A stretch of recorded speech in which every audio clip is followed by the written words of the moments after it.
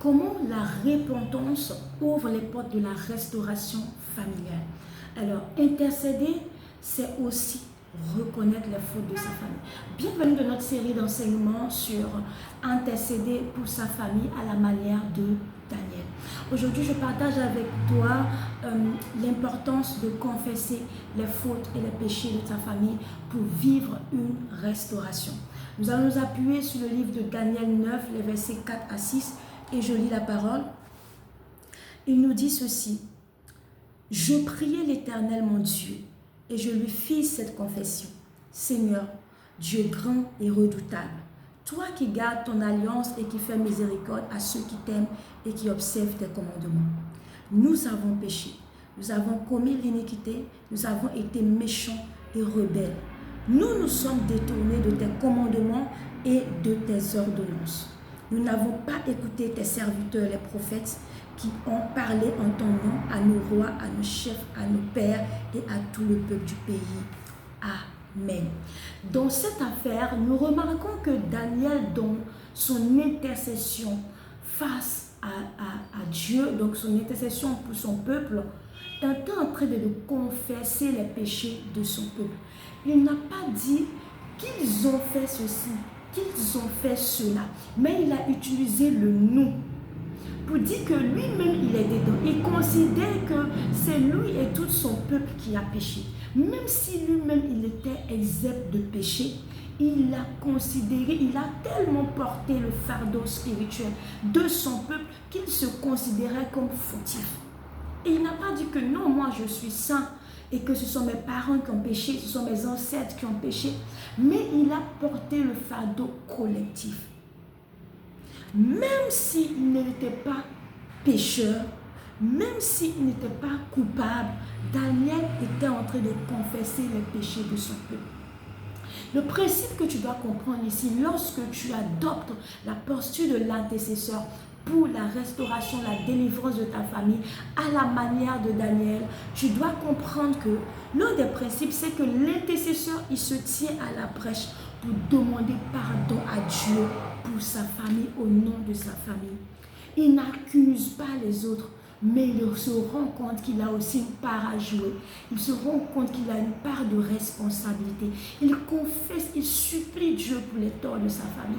C'est peut-être parce que sa famille a péché. C'est peut-être parce que son grand-père, sa grand-mère, sa mère, ses frères, ses soeurs ont péché contre Dieu que toute la famille est dans les problèmes. Que toute la famille est exposée. Donc, il est en train de confesser. Et pour confesser quelque chose, tu dois avoir connaissance de la chose. Tu dois avoir connaissance. Tu dois connaître ta famille. Tu dois connaître ce qui s'est passé. Tu dois connaître l'histoire de ta famille. Et si tu ne connais pas l'histoire de ta famille, ben, il faut aller à la connaissance de cela. Il faut aller demander, il faut aller te renseigner. Ah, papa, maman, qu'est-ce qui s'est passé? Comment vous avez vécu avant? Parce que si tu ne connais pas quelque chose, tu ne pourras pas parler de cette chose. C'est vrai. Dans le cas de la confession de nos péchés, il y a des péchés qui sont inconscients. Il y a des choses que tes parents ont commises de façon consciente ou inconsciente. Il y a des choses que tu sais, mais il y a des choses que tu ne sais pas. Et donc, quand tu te mets en face et tu veux confesser les péchés de ta famille, tu vas confesser ceux dont tu sais, dont tu as connaissance, et ceux dont tu n'as pas connaissance. Donc, les péchés conscients comme les péchés inconscients. Dans tous les cas, nous avons tous péché. La Bible nous dit que nous avons tous péché. Et c'est pour ça que nous sommes privés de la gloire de Dieu. Tous ont péché et sont privés de la gloire de Dieu. Donc, de façon consciente ou inconsciente, il y a des choses qui ont été faites. Il y a des choses qui ont été prises contre et qui sont passées contre la volonté de Dieu. Il y a des affronts, il y a des alliances qui ont été tissées contre le plan de Dieu. Il y a des manquements, il y a des blessures, il y a des combats, il y a des paroles qui ont été dites, des blasphèmes qui ont été faits.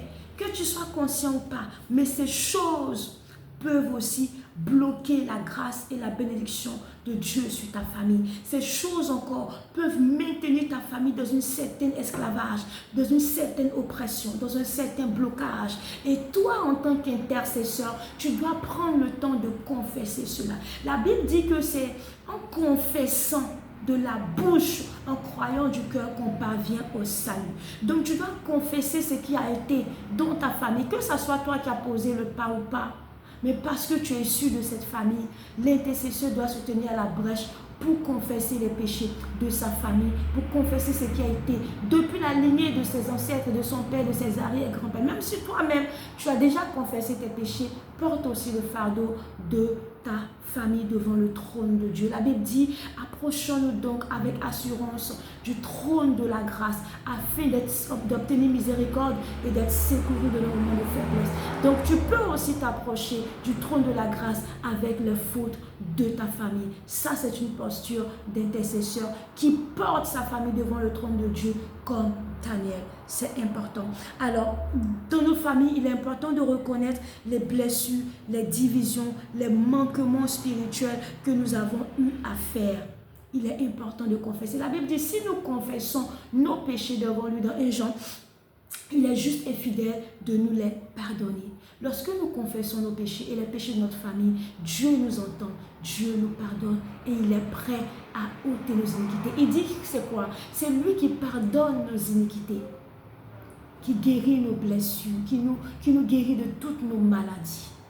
Dieu nous pardonne. Et peu importe ce que ta famille a fait, peu importe les fautes de ta famille, la culpabilité de ta famille, notre Dieu est un Dieu de miséricorde.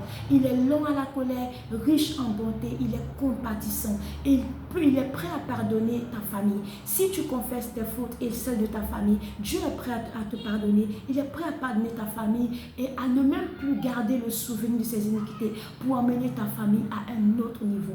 Pendant que tu es sur le point de prier, de pleurer Dieu, de confesser les fautes de ta famille, crois en même temps que Dieu entend tes prières et qu'il est sur le point de vous pardonner. Il vous a déjà même pardonné et il va amener ta famille à un nouveau niveau. Le sang de Jésus a aussi coulé pour la restauration de ta famille, pour la délivrance de ta famille, pour le salut de ta famille. Alors ne reste plus dans la culpabilité. Pendant que tu pries, reçois la paix de Dieu, reçois le pardon de Dieu pour ta famille et la restauration de Dieu qui va commencer son cheminement. Amen.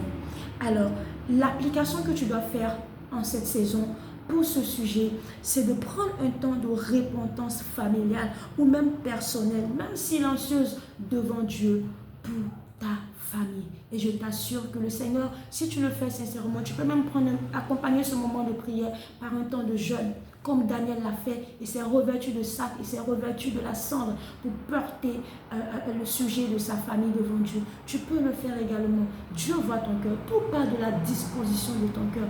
Ne dis pas non, ceux-là ils ont fait, s'ils ont fait ça, moi je ne vais pas prier pour eux. Non, Daniel n'a pas agi comme ça.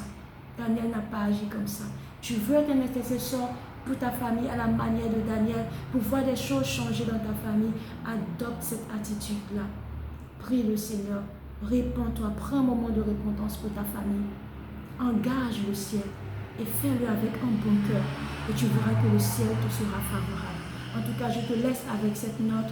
Prends soin de toi, que le Seigneur t'aide. N'oublie pas de partager, de liker, de t'abonner à cette chaîne parce qu'ici nous sommes déterminés à bâtir des familles unies, épanouies, restaurées en Christ qui accomplissent leur destinée. Nous voulons élever une génération de Daniel qui se bat pour la restauration de sa famille, de son peuple. Le ciel veut compter sur toi.